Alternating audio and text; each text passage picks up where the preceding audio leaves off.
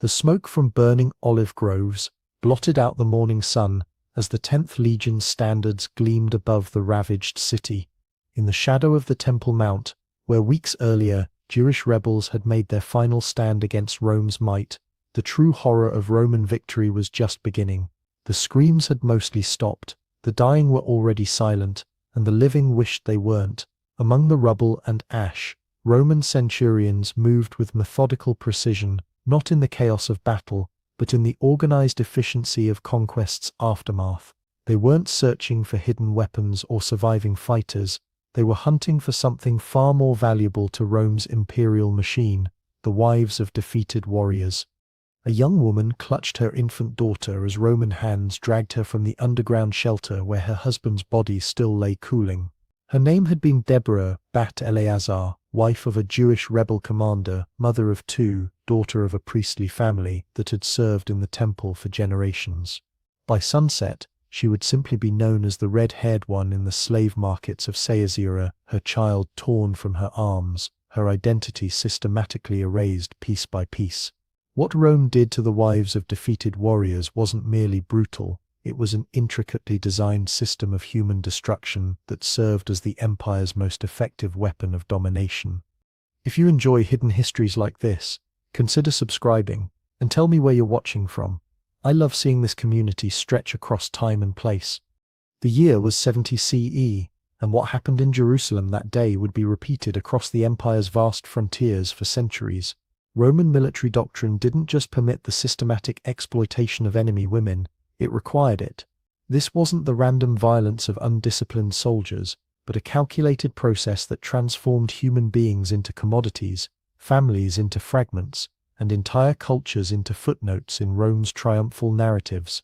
The fate of defeated warriors' wives reveals the darkest machinery of Roman imperialism, one that operated with such efficiency that it fundamentally altered the demographic and cultural landscape of 3 continents.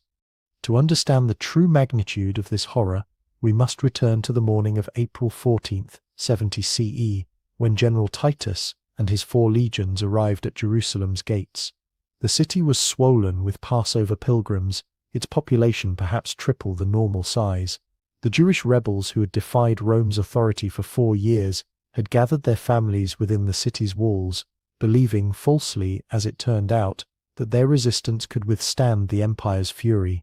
What they didn't understand was that Rome's greatest weapon wasn't the ballista or the siege tower, but the systematic transformation of human beings into instruments of imperial policy.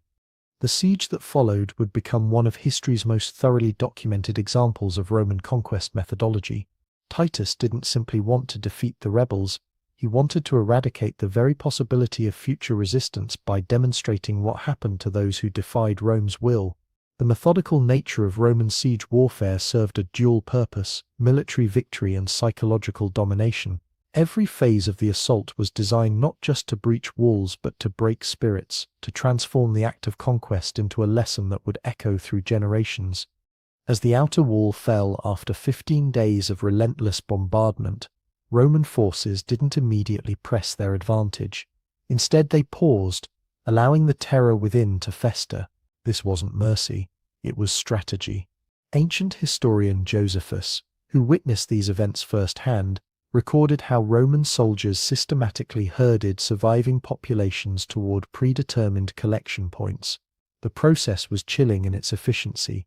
Men of fighting age were separated from women and children, the elderly were dispatched with brutal efficiency, and those who might fetch a price in the slave markets were catalogued and catalogued. The wives of defeated warriors faced a fate carefully calibrated to serve multiple Roman objectives. Young women of childbearing age were identified and separated. They represented not just immediate profit, but long-term demographic transformation. The Roman understanding of conquest extended beyond the battlefield to the very womb of defeated populations. By systematically removing the wives and mothers of enemy combatants, Rome wasn't just profiting from slavery, it was preventing the reproduction of resistant populations, while simultaneously seeding Roman society with children who would grow up knowing only servitude. Archaeological evidence from Jerusalem's destruction layer reveals the systematic nature of Roman practices. Female skeletons found in the burned remains of the upper city show distinctive trauma patterns, deliberate injuries that would have incapacitated, but not killed, preserving the victim's value as merchandise. The positioning of these remains suggests organized processing, not random violence. Roman efficiency extended even to human trafficking, with evidence indicating that captives were examined, sorted, and transported according to established protocols that maximized profit while minimizing resistance. Princess Chiamara's story, occurring more than 2 centuries earlier, in 189 BCE, illustrates how these practices had evolved into standard Roman doctrine. When Roman soldiers captured this Gallic noblewoman during Titus Manlius's campaign against the Brucari in Lusitania, they weren't simply taking a prisoner, they were acquiring a commodity whose value depended on her remaining intact for market. The centurion who raped her violated not just her person but Roman military protocol, which specified that high-value captives remain unblemished to preserve their market price. Chiamara's subsequent revenge, ordering her followers to kill and behead her assailant, stands as a rare example of justice in a system designed to prevent exactly such resistance. The Roman approach to handling defeated warriors' wives operated on multiple interconnected levels, each serving specific imperial objectives. At the most immediate level, the capture and sale of women provided direct profit for Roman forces. Ancient sources indicate that attractive female slaves could command prices equivalent to several years' pay for a Roman soldier, creating powerful incentives for systematic capture rather than random violence.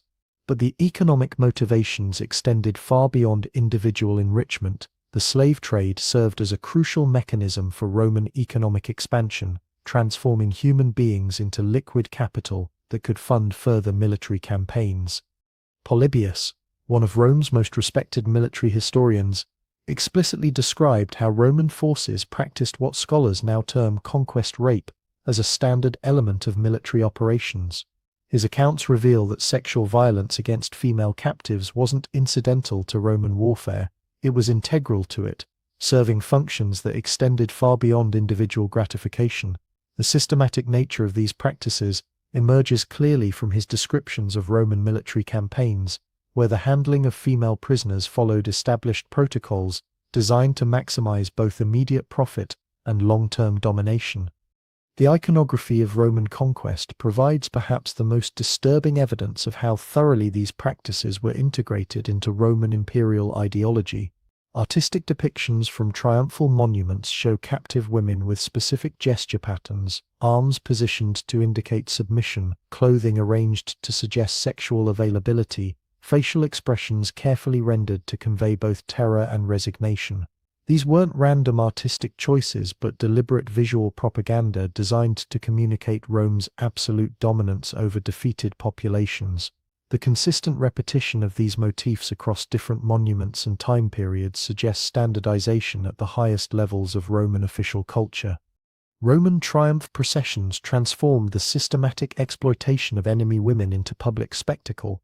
When Titus returned to Rome after the destruction of Jerusalem, his triumph included not just the temple's sacred objects, but hundreds of Jewish captives, many of them women who had been wives of rebel leaders. The specific ways these women were displayed, chains arranged to emphasize their former status, clothing designed to highlight their degradation, positioning that maximized their visibility to the Roman crowd, revealed the triumph's dual purpose, celebrating military victory while demonstrating the complete subjugation of the enemy's social and reproductive structures. The processing of captured women followed established Roman protocols that had been refined over centuries of conquest. Initial sorting occurred immediately after capture, with women divided by age, physical condition, and social status. Those deemed suitable for the slave markets were transported to designated collection points, often journeying hundreds of miles under conditions designed to break resistance while preserving market value. Ancient sources describe how Roman officials maintained detailed records of captured populations, noting not just numbers but specific characteristics that would affect sale prices, evidence of systematic approach that belies any suggestion of random brutality. The economic infrastructure supporting Roman trafficking in captive women extended throughout the empire. Major cities like Rome, Alexandria, and Antioch hosted specialized slave markets where women captured during military campaigns were sold alongside those acquired through other means. But the market for captive women extended beyond simple labor slavery. Roman society developed sophisticated systems for exploiting female captives across multiple economic sectors. Beautiful women might serve as household slaves or concubines, while those with specific skills could be trained for specialized roles in textile production, entertainment, or even education. Archaeological evidence from Roman slave markets reveals the systematic nature of this trade. Excavations at Ostia, Rome's port city, have uncovered holding facilities specifically designed for female captives, with separate areas for women of different ages and conditions.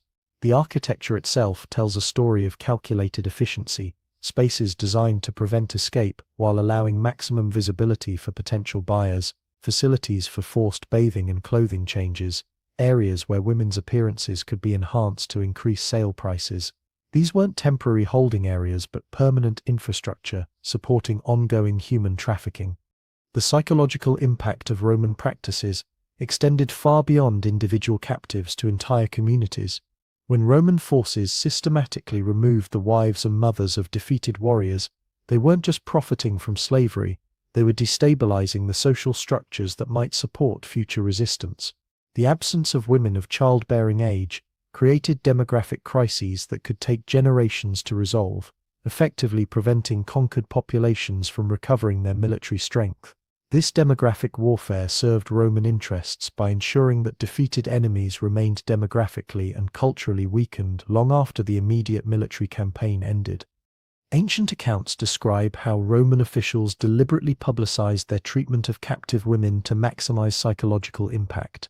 When Caesar's forces conquered Gallic tribes, the systematic removal of women wasn't hidden but displayed, sending clear messages to other potential resistors about the costs of defying Rome. The specific ways Roman forces processed and transported captive women, marching them through occupied territories, displaying them at major settlements, allowing survivors to witness their fate, served as powerful propaganda that often proved more effective than military force in securing Roman dominance. The role of rape in Roman conquest extended beyond individual acts of violence to serve as a systematic tool of cultural transformation.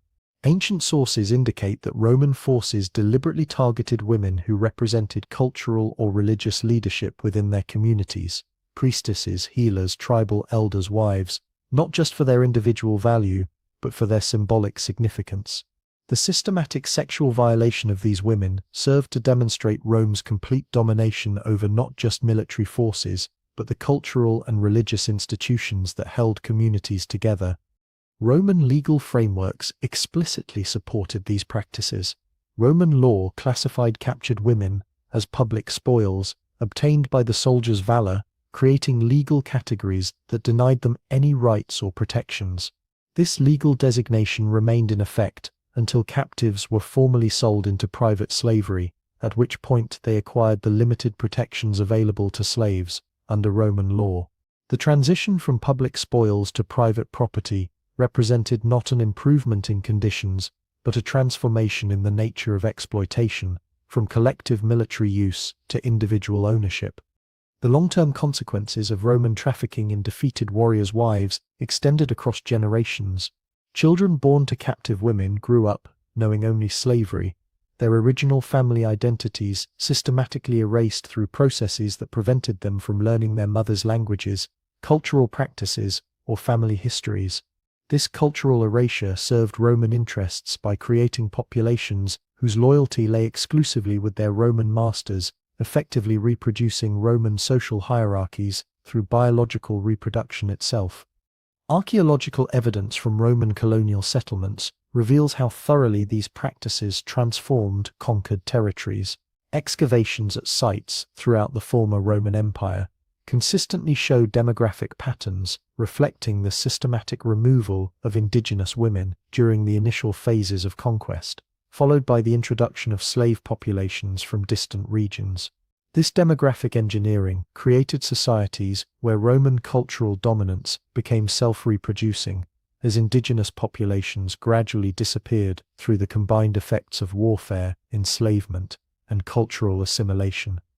The Roman system's efficiency in processing human beings extended to preventing resistance even within the captive population itself. Ancient sources describe how Roman forces deliberately separated women who might support each other, sisters divided, mothers separated from daughters, women from the same communities distributed to different buyers across vast distances. This systematic fragmentation of social bonds served to prevent the formation of supportive networks that might enable resistance or escape, ensuring that even large numbers of captives remained psychologically isolated, despite physical proximity to others. Roman accounting practices reveal the scale and systematic nature of human trafficking during military campaigns. Surviving documents from provincial administrators record specific numbers of women captured, transported, and sold during particular campaigns, with totals that often reached thousands from individual battles. The specificity of these records, notations about ages, physical conditions, pregnancy status, even perceived temperament, demonstrate as administrative attention that transformed human trafficking from ad hoc military practice to systematic state policy. The integration of captive women into Roman society occurred through multiple pathways, each designed to maximize different forms of exploitation. Attractive women might serve as household slaves or concubines, their children often raised as slaves themselves regardless of paternity. Those with specific skills could be trained for specialized roles, textile production, entertainment, even education, creating economic value that extended far beyond their initial market price. Women deemed unsuitable for these roles faced agricultural labor, mining, or other forms of productive work that generated ongoing profit for their owners while literally working them to death. Roman literature and art provide disturbing insights into how thoroughly these practices permeated elite Roman culture. Poetry, drama, and historical accounts routinely feature captive women as plot devices, their suffering transformed into entertainment for Roman audiences. The specific ways these narratives portray captive women, emphasizing their former status, their degradation, their ultimate acceptance of slavery, suggests cultural programming designed to normalize and justify Roman trafficking practices by presenting them as inevitable aspects of civilized life. The technological aspects of Roman human trafficking reveal sophisticated understanding of how to maximize profit while minimizing resistance. Ancient sources describe specific techniques for transporting large numbers of captive women across vast distances while preventing escape. The use of neck chains that prevented running while allowing walking, the development of marching formations that maximized visibility while preventing communication, the systematic use of forced marches that exhausted captives while preserving their market value. These weren't ad hoc responses to particular situations, but standardized practices taught to Roman military personnel.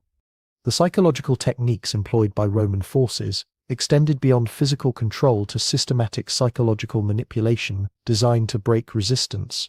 Captive women were often forced to witness the execution or torture of family members, creating psychological trauma that served to prevent future resistance. The specific timing of these demonstrations, often immediately before transport to slave markets, suggests calculated use of psychological shock to ensure compliance during the vulnerable period between capture and sale. Religious and cultural dimensions of Roman trafficking practices reveal how thoroughly conquest served to undermine indigenous belief systems. When Roman forces captured women who served as priestesses or religious leaders within their communities, they weren't simply acquiring valuable slaves, they were systematically eliminating indigenous religious authority while demonstrating Rome's dominance over spiritual as well as temporal power. The public display of these women's degradation served to communicate that Roman authority extended even to the realm of the sacred. Archaeological evidence from Roman military camps reveals the infrastructure supporting systematic trafficking in captive women. Excavations consistently uncover specialized facilities, separate holding areas for women, evidence of medical examination areas, spaces where captives' appearances could be modified to increase market value. The consistent presence of these features across different sites and time periods suggests standardization of practices that transformed individual military campaigns into components of empire-wide human trafficking system. The role of provincial administrators in maintaining Roman trafficking networks reveals how thoroughly these practices were integrated into Roman governance. Surviving documents show how local officials collaborated with military forces to identify valuable captives, maintain holding facilities, organize transport to major markets, and ensure that profits from human trafficking flowed appropriately to various Roman authorities. This administrative infrastructure transformed military conquest from simple warfare into systematic economic exploitation. Roman medical practices related to captive women revealed disturbing attention to maximizing market value while preventing resistance. Ancient sources describe how Roman forces employed physicians to examine captive women, identifying those suitable for different markets, while treating injuries that might reduce sale prices. The specific medical interventions described: forced feeding to improve appearance, treatment of injuries that might heal sufficiently to preserve value, even primitive forms of cosmetic surgery, demonstrate systematic approach to human trafficking that extended to medical manipulation of captives' bodies. The international dimensions of Roman human trafficking reveal networks that extended far beyond individual conquests. Captive women from particular regions were often transported to distant markets where their exotic origins might increase their value, creating trade networks that connected Roman frontier warfare to urban markets thousands of miles away. These trafficking networks served not just economic functions but cultural ones, introducing populations of enslaved foreigners into Roman communities in ways that reinforced Roman cultural superiority while providing economic benefits to slave owners. Roman legal evolution regarding captive women demonstrates how thoroughly trafficking practices became institutionalized within Roman society. Over centuries, Roman law developed increasingly sophisticated frameworks for regulating the capture, transport, and sale of enemy women, creating legal categories and procedures that normalized human trafficking as standard aspect of imperial administration. The specificity of these legal developments, different regulations for women of different ages, social classes, or ethnic origins, reveals systematic attention that transformed individual acts of violence into institutionalized policy. The psychological profiles of Roman officials involved in human trafficking reveal how thoroughly these practices were normalized within Roman elite culture. Surviving correspondence and memoirs show how educated, cultured Roman administrators discussed the capture and sale of enemy women with the same clinical detachment they might apply to any other administrative matter, suggesting cultural conditioning that enabled systematic atrocities by presenting them as routine aspects of civilized governance. Archaeological evidence from Roman urban centers reveals how trafficking in captive women shaped the demographic structure of Roman society itself. Excavations consistently show populations that included substantial numbers of foreign-born women, their presence documented through burial practices, religious inscriptions, even DNA evidence that demonstrates how Roman conquest systematically transported women from defeated populations to serve Roman interests throughout the empire. The resistance patterns that emerged in response to Roman trafficking practices reveal both the systematic nature of Roman operations and the human cost of these policies. Archaeological evidence shows increased instances of female suicide during Roman conquests, while surviving accounts describe desperate attempts by families to hide women from Roman forces, even cases where communities chose mass death over submission to Roman trafficking. These responses suggest that conquered populations understood Rome's systematic approach to sexual and reproductive exploitation, and viewed it as representing something even more terrifying than simple military defeat.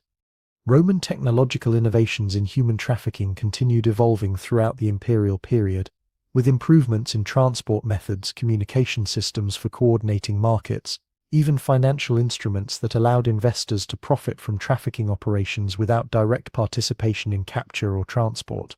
These innovations reveal how thoroughly Roman society had transformed human trafficking from simple warfare into a sophisticated economic system that generated profits for diverse segments of Roman society. The role of Roman women in supporting trafficking operations reveals how thoroughly these practices permeated Roman society. Elite Roman women often served as customers for captive women who became household slaves, while surviving accounts describe how Roman matrons participated in selecting captives for particular roles, even training them for specialized functions. This female participation in trafficking networks demonstrates how Roman imperialism successfully co-opted women from the conquering society into participating in the exploitation of women from conquered populations. The long-term demographic consequences of Roman trafficking practices extended far beyond individual captives to reshape the genetic and cultural landscape of entire regions. Modern genetic studies consistently show evidence of Roman-era population movements that correspond to documented trafficking patterns, while linguistic and cultural evidence reveals how systematic removal of indigenous women during Roman conquests created lasting changes in local populations that persisted long after the empire itself collapsed. The systematic destruction of family structures through Roman trafficking practices served imperial objectives by preventing conquered populations from reproducing their social and cultural systems. When Roman forces removed wives and mothers from defeated communities, they weren't simply acquiring slaves, they were systematically eliminating the reproductive and cultural foundations that might support future resistance. The specific targeting of women who held crucial social roles, healers, midwives, teachers of traditional knowledge, suggests deliberate cultural warfare that extended far beyond immediate military objectives. Roman memorial practices regarding trafficking in captive women reveal how thoroughly these atrocities were erased from official historical memory. While Roman monuments celebrated military victories and displayed conquered treasures, they rarely acknowledged the human cost of conquest, instead presenting Roman expansion as bringing civilization to barbarian peoples. This systematic erasure of trafficking practices from official memory served to normalize Roman imperialism by hiding its most brutal aspects from future generations. The survival strategies developed by women who endured Roman trafficking reveal both the systematic nature of Roman practices and the remarkable resilience of human spirit under conditions of systematic dehumanization. Ancient accounts describe women who maintained cultural practices despite prohibitions, who secretly taught their children about their origins, who created hidden networks of support that enabled survival under conditions designed to prevent exactly such solidarity. These survival strategies demonstrate that even Rome's systematic approach to human trafficking couldn't completely eliminate human capacity for resistance and cultural preservation. The mystery that haunts these histories involves understanding how Roman practices of systematic exploitation influenced later imperial systems and continue to shape modern approaches to warfare and conquest. The specific techniques developed by Roman forces, systematic documentation of captives, specialized transport infrastructure, administrative systems for coordinating human trafficking, cultural programming that normalized these practices, established templates that would be refined and replicated by subsequent imperial powers throughout history. The evidence suggests that Roman trafficking in defeated warriors' wives represented something more systematic and calculating than simple wartime brutality. It constituted a deliberate strategy of demographic warfare that served Roman imperial objectives by simultaneously generating enormous profits while preventing conquered populations from recovering their military, cultural, or demographic strength. The sophistication of these practices, their integration into Roman legal, economic, and administrative systems, reveals an empire that had transformed human exploitation into science, creating mechanisms of domination so effective that their influence echoes through history long after Rome itself fell. What remains unexplained is how these systematic practices were developed, refined, and institutionalized across centuries of Roman expansion. The archaeological evidence suggests increasing sophistication in trafficking methods over time, indicating deliberate research and development in techniques for human exploitation. The question that demands further investigation involves identifying the specific individuals, institutions, and processes through which Rome transformed individual acts of wartime violence into systematic mechanisms of imperial control, developments whose legacy continues to influence how powerful societies treat vulnerable populations throughout the modern world.